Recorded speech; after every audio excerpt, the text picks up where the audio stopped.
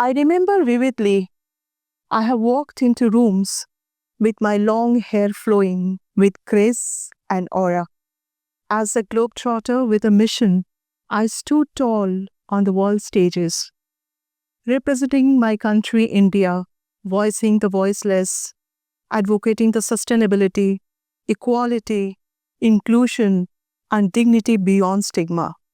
My days were filled with tight schedules and powerful conversations, projects, and activities serving humanity. Life came to a halt. An unexpected jolt shaken my world. I had to encounter a deadly disease. I immediately reflected at my unfinished works. So much to do. The vulnerable women who looked up to me with hope.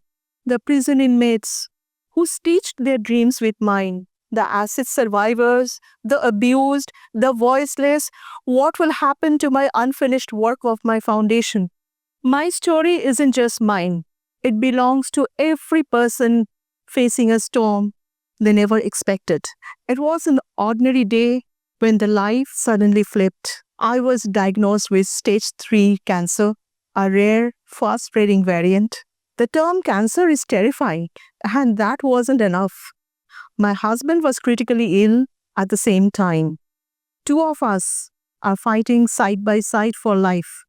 I became his caregiver while battling for my own survival. 20 days after my first chemotherapy, I began losing my hair, strand after strand, clump at a time. Soon the mirror stopped recognizing me. I made a choice to shave it all off. But what I hadn't prepared for the blisters on my bald head, painful, burning.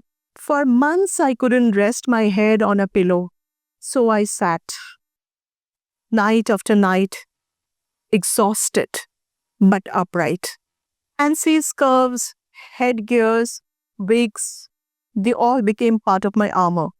Every morning, I would put on my makeup, an extra dash of powder, some kajal, lipstick, and my favorite, biggest accessories, confidence and smile.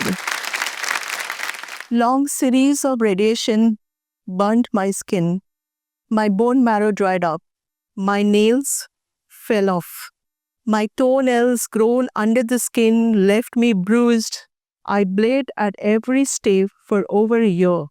My fingers and toe fingers turned numb, but I kept wearing my stilettos with my head held high, gracefully, with confidence.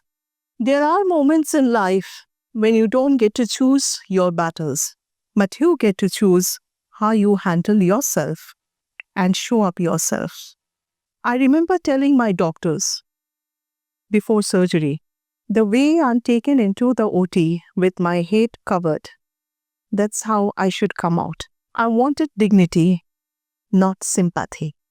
After 10 long hours on the operating table, the very next morning at 7:30 a.m., I was ready, lipstick on, kajal done. The doctors walked in and said, "Oh, you're ready so early?" I smiled and said softly, "I like to be presentable always, doctor."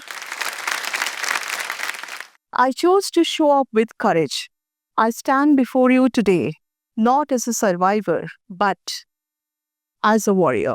When I was diagnosed with the big C, suddenly the emergency button of my life was pressed, and I found myself grappling with the uncertainty of my own life. It was during this turbulent period that I made a decision to consolidate my scattered efforts and commitments to leave behind the legacy that would endure long after I was gone. I started archiving the milestones of my social impact journey over a decade to revive Jude through leadership and reformation of prison inmates in a pictorial coffee table book. While revisiting thousands of images from the storage, I relived the moments which used to keep me cheerful and happy while I was battling against the big C. Part Rani, the Queen of Jude.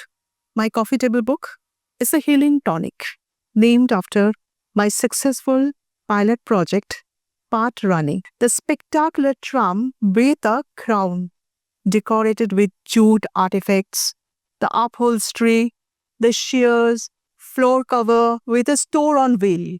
A project that brought together two icons of Kolkata, the tram and jute, breathing life into what was nearly forgotten.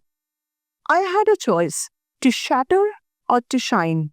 I chose to wear the crown, bald or broken, an invisible crown of resilience, because I'm not just a dreamer or a doer.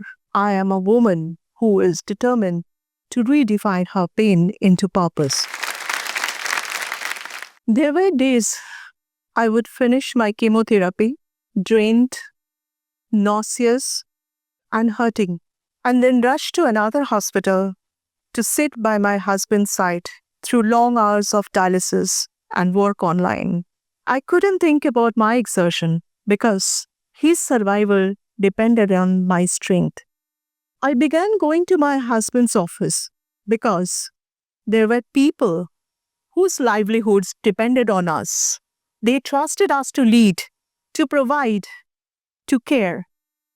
There were days I drove for long hours, sipping ORS and visit places on the outskirts to my projects. I attended meetings in those far-flung villages as I was committed. Fatigue pulled at every step, but I kept walking. Commitment kept me moving forward when my body wanted to stop.